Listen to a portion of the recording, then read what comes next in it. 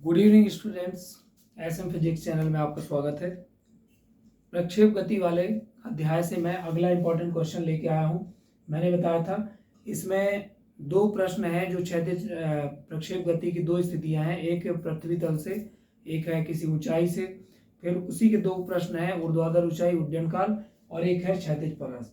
क्षैतिज परास जो है ये पृथ्वी तल से किसी पिंड को जब हम फेंकते हैं तो ये जो परवलयाकार मार्ग बन रहा है ये O से Q तक की क्षैतिज दूरी है। ठीक है, तो क्षैतिज परास हम जब निकालते हैं तो हम ये दूरी निकालते हैं, क्षैतिज दिशा में तय की गई दूरी। इसमें ये ध्यान रखना है कि चूंकि इसमें दो प्रकार की गति होती है एक साथ, क्षैतिज गति और ऊर्ध्वाधर गति, तो हमको क्या लेना है, क्षैतिज गति वाले एलिमेंट लेना है। अब आप देख सकते हैं पिंड का प्रारंभिक वेग क्षैतिज दिशा में क्या होता है, ux बराबर u cos थीटा। त्वरण क्या होता है, ax इक्वल टू 0। और क्षैतिज परास को हम किससे दर्शा रहे हैं, r से, यानी s की जगह r रखना है। उड्डयन काल, इसमें चूंकि ये पूरी दूरी है यहाँ से O से M तक जाकर Q तक आने में, तो पूरा समय कितना लग रहा है उड्डयन काल, t equal to 2u sin theta upon g। गति के दूसरे समीकरण की सहायता से सॉल्व करते हैं। मैं एक बार इसको करके बता देता हूँ।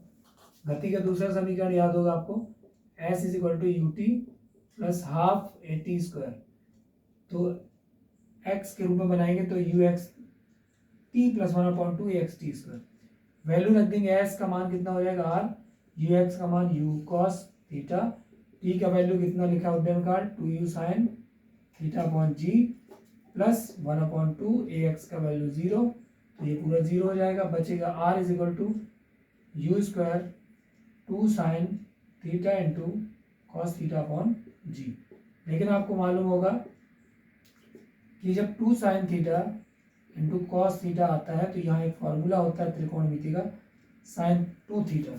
इसकी जगह लिखेंगे sin 2 theta, then r is equal to u square sin 2 theta upon g. ये क्षैतिज परास का व्यंजन, सरल है बहुत, यानी ये डिस्टेंस निकालना था। अब इसमें अगर आपसे पूछा जाए कि अधिकतम क्षैतिज परास, तो आर मैक्स के लिए क्या करेंगे। क्रिकेट में आप देखते हैं जब खिलाड़ी अधिकतम दूरी तक सिक्स मारता है, बैट्समैन अधिकतम दूरी उसको ट्रेवल करना हो तो ऐसा एंगल होना चाहिए कि जिसमें ना तो हाइट ज्यादा हो, क्योंकि देखो अगर मैं एंगल ज्यादा बढ़ाऊंगा तो हाइट बढ़ जाएगी तो पिंड ऊपर की ओर ज्यादा जाएगा, है ना।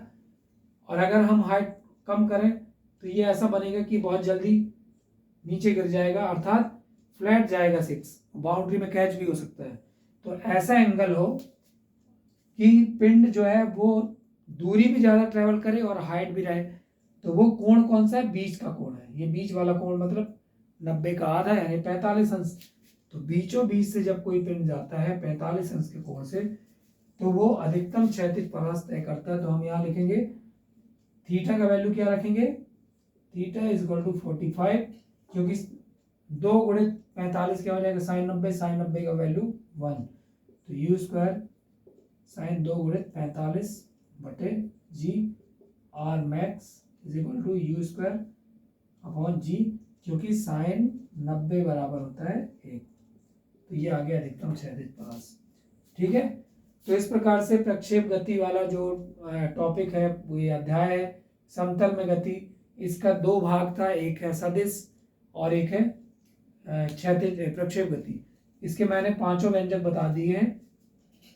अब आप इन वीडियोस को देख करके समझें, और अगर आपको कहीं कोई दिक्कत होती तो आप कमेंट करके पूछ सकते हैं। इसमें मेन चीज है कि आपको ये जो चित्र है वो समझ में आना चाहिए। आपको याद नहीं करना है, पर आपको इनको समझना है कि कौन सी चीज कैसे लिखी है, कहाँ से आया, यू कॉस थीटा कहाँ से आया, यू साइन थीटा कहाँ से आया। और अगर आपको कहीं पर डाउट है तो आप पूछें। यहाँ पे ax का वैल्यू जो है अब वो हम 0 लेते हैं। क्यों 0 लिए हुए हैं, क्योंकि देखिए ax जो है वो यांत्रिक त्वरण है, मतलब जो व्यक्ति फेंक रहा है पिंड को एक एंगल बनाकर, उसने तो केवल वेग दिया है ना, और वो वेग दो भागों में बट गया, एक क्षैतिज और एक ऊर्ध्वाधर। तो हमने केवल वेग दिया, हमने त्वरण नहीं दिया है। ये जो पूरा जो मार्ग बन रहा है, जो प्रक्षेप गति होती है वो गुरुत्वीय त्वरण के अंतर्गत होती है। प्रक्षेप गति तब होती है जब किसी पिंड को हम ऊर्ध्वाधर दिशा से किसी अन्य दिशा में फेंकते हैं। ऊर्ध्वाधर दिशा से भिन्न किसी अन्य दिशा में जब किसी पिंड को फेंका जाता है तो गुरुत्व के अधीन होने वाली गति है वो प्रक्षेप गति कहलाती है। देखिए ऊर्ध्वाधर मतलब है या तो आप किसी पिंड को सीधा ऊपर फेंको तो ये ऊर्ध्वाधर है, या पिंड को ऊपर से छोड़ दें तब ये सीधा नीचे आएगा तो ये ऊर्ध्वाधर है। ऊर्ध्वाधर यानी सीधा नीचे, वर्टिकल, इंग्लिश में बोलते हैं वर्टिकल। दूसरा होता है क्षैतिज की आप जमीन में ऐसे उसको लुढ़का रहे हो सीधा, तो ये एक विमी हो जाएगा यानी क्षैतिज गति। प्रक्षेप गति जो है एक विशेष गति है जिसमें ना तो क्षैतिज है, ना तो केवल क्षैतिज है, ना केवल ऊर्ध्वाधर है, दोनों है।